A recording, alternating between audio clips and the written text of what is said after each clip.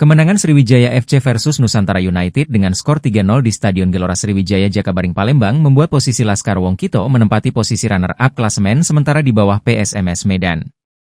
Klasemen sementara playoff zona degradasi Grup H dari 2 pertandingan yang dijalani SFC mengumpulkan 3 poin hasil sekali menang dan sekali kalah. Sementara PSMS Medan bercokol di puncak klasemen sementara dengan 6 poin atas 2 kali kemenangan.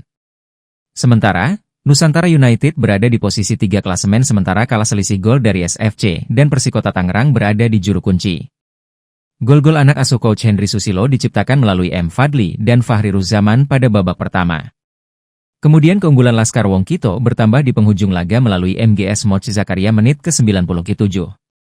Jalannya pertandingan Sriwijaya FC unggul dengan skor 2-0 pada babak pertama saat menjamu Nusantara United di Stadion Gelora Sriwijaya Jakabaring Palembang, Jumat 24 Januari 2025.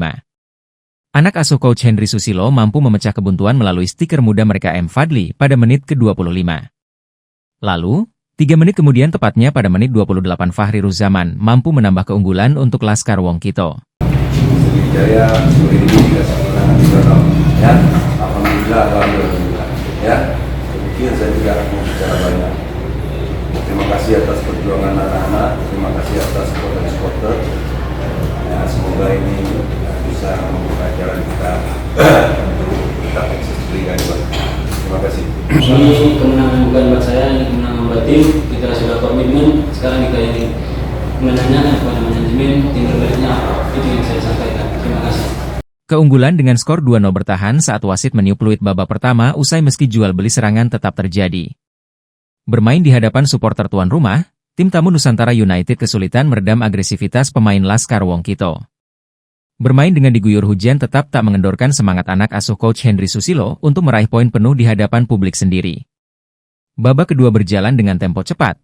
Jual beli serangan terjadi meski bermain di bawah guyuran hujan deras. M. Fadli digantikan MGS Moch Zakaria pada menit 70 usai mengalami gangguan pada otot. Kesempatan bermain tak disia-siakan stiker SFC ini dengan mampu menambah keunggulan melalui golnya di penghujung laga. MGS Moch Zakaria menit 97. Skor 3-0 untuk kemenangan Laskar Wongkito bertahan hingga peluit panjang dibunyikan.